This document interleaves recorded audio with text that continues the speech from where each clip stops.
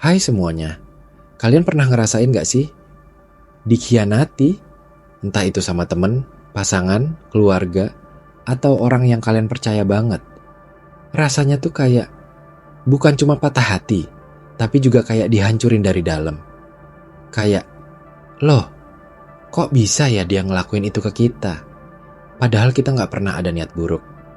Kita bantu dia, kita percaya dia, kita bela dia. Tapi malah kita yang ditusuk dari belakang. Dan yang lebih nyesek lagi tuh, kadang bukan karena dia ninggalin, tapi karena dia ninggalin dengan cara yang nyakitin. Mungkin kalian pernah mikir, kalau dia pergi baik-baik aja, mungkin gue bisa terima. Tapi kenapa harus dengan kebohongan, pengkhianatan, atau manipulasi? Itu yang bikin move on jadi gak sekadar soal waktu, tapi soal luka yang terus kita bawa, bahkan kadang sampai tahunan. Nah, hari ini saya pengen ajak kalian ngobrol soal itu. Bukan cuma soal dikhianati, tapi soal gimana caranya kita bisa lepas dari luka itu. Tanpa nyimpen dendam, tanpa pengen ngebalas, tanpa terus-terusan mikirin kapan dia bakal ngerasain karma. Karena jujur ya, nunggu karma itu capek. Kayak kita ngorbanin energi kita buat hal yang gak bisa kita kontrol. Jadi gimana caranya bisa move on tanpa dendam? Gimana caranya bisa tenang walau luka belum sepenuhnya hilang? Nah, di sini saya mau ngenalin satu pendekatan yang mungkin gak selalu diajarin ke kita sejak kecil, yaitu acceptance. Atau dalam bahasa gampangnya, menerima. Tapi tunggu, menerima tuh bukan berarti ya udah, pasrah, rela disakitin. Bukan itu. Menerima itu artinya kita berhenti ngelawan kenyataan yang udah kejadian dan mulai mengarahkan energi kita ke hal yang bisa kita ubah. Kita nggak bisa ubah masa lalu, nggak bisa ubah orang lain, tapi kita bisa ubah cara kita ngelihat semua itu. Kadang kita pikir untuk sembuh itu harus ada permintaan maaf dulu, harus ada pengakuan dari dia, harus dia nyesel dulu. Tapi kalau kita terus nunggu itu, bisa-bisa kita nggak akan pernah tenang.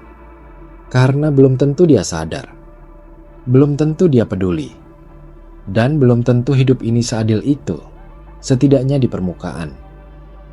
Makanya, acceptance itu penting, karena dia ngajarin kita buat nyimpen energi di tempat yang tepat, gak lagi ngabisin hari-hari buat mikirin hal yang gak bisa kita pegang. Dan, move on itu sebenarnya bukan tentang melupakan, tapi tentang melepaskan. Beda. Ya, melupakan itu kayak berusaha ngehapus, padahal otak kita gak bisa disuruh lupa gitu aja. Tapi melepaskan, itu soal mengikhlaskan apa yang gak bisa kita pegang lagi. Saya ngerti kok, ngomong kayak gini lebih gampang daripada ngejalaninnya. Karena dikhianati itu bukan cuma soal rasa sakit, tapi juga rasa marah, rasa gak adil, rasa kayak harga diri kita diinjek-injek. Dan itu semua valid. Emosi kalian valid, tapi ada satu hal yang harus kita sadari. Selama kita terus nyimpen dendam, kita tetap ngasih orang itu kuasa atas hidup kita. Kita masih ngasih ruang buat dia di kepala kita. Kita masih terikat, walau udah gak bareng. Dan justru disinilah kita perlu ngambil langkah kecil tapi bermakna. Mungkin gak langsung bikin semuanya sembuh, tapi pelan-pelan. Ini bisa bantu ngelepas simpulnya satu persatu. Langkah pertama yang bisa kita coba adalah jujur sama perasaan sendiri. Jangan pura-pura kuat. Jangan bilang gue udah biasa aja, padahal di dalam hati masih penuh luka. Karena yang bisa nyembuhin itu bukan kepura-puraan, tapi kejujuran. Jujur kalau kalian kecewa, marah, sedih, bahkan mungkin merasa bodoh. Gak apa-apa, manusiawi banget. Yang penting kalian gak berhenti di situ, tapi ngakuin dulu bahwa kalian emang lagi hancur. Habis itu, coba mulai kasih jarak. Bukan cuma jarak fisik, tapi juga mental. Artinya, gak usah terus-terusan stalking dia, mikirin dia, ngebayangin skenario balas dendam. Karena tiap kali kita ngelakuin itu, luka kita kebuka lagi. Dan kadang kita yang nyakitin diri sendiri karena terus mengulang-ulang kenangan yang harusnya udah kita simpan aja. Langkah selanjutnya, dan ini agak susah, tapi penting banget. Ubah narasi di kepala kita. Daripada mikir, gue dikhianati karena gue gak cukup baik, coba ganti jadi, gue dikhianati karena dia yang gak bisa jaga kepercayaan. Daripada bilang, gue lemah karena gampang percaya, ganti jadi gue cukup berani buat percaya. Dan itu kekuatan gue, bukan kelemahan. Ini yang namanya reframing, mengganti bingkai cara pandang kita atas suatu kejadian. Karena kadang yang bikin kita terus sakit bukan kejadian itu sendiri, tapi cara kita memaknainya. Terakhir, dan ini adalah inti dari semuanya, belajar menerima. Acceptance. Saya tahu ini kata yang sederhana tapi dalam banget. Menerima bukan berarti setuju sama apa yang terjadi, tapi menerima bahwa itu sudah terjadi. Bahwa kita gak bisa ngulang waktu. Bahwa hidup memang gak selalu fair, tapi justru karena itu, kita jadi punya kesempatan buat jadi lebih kuat. Menerima juga berarti kita mulai fokus ke hal-hal yang masih bisa kita kontrol.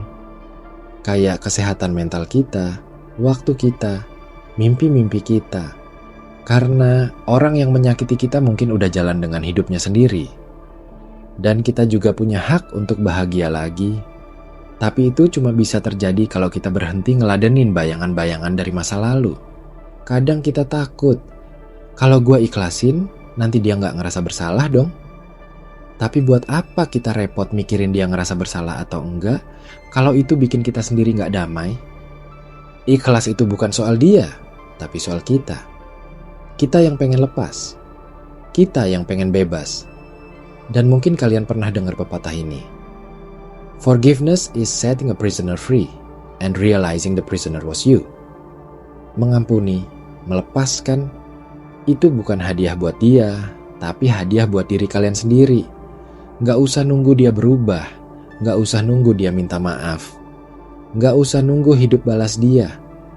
Fokus aja ke langkah kaki kalian sendiri, karena hidup ini terus jalan dan luka kalian berhak sembuh. Dan kadang yang bisa menyembuhkan luka terdalam bukan waktu, tapi keputusan. Keputusan untuk gak lagi mengikat diri ke masa lalu. Keputusan untuk menerima bahwa hal buruk bisa terjadi, tapi itu gak mendefinisikan siapa kita. Keputusan untuk tetap berjalan, meskipun sempat jatuh. Jadi, kalau hari ini kalian lagi dalam masa dikhianati, atau baru aja kehilangan kepercayaan, pelan-pelan aja. Gak harus buru-buru sembuh, tapi jangan biarin luka itu jadi identitas kalian. Karena kalian lebih besar dari rasa sakit itu. Kalian lebih kuat dari pengkhianatan itu. Dan kalian punya kendali buat ngarahin hidup kalian ke arah yang baru. Yang udah terjadi gak bisa kita ubah. Tapi apa yang kita pilih dari hari ini ke depan, itu masih 100% di tangan kita.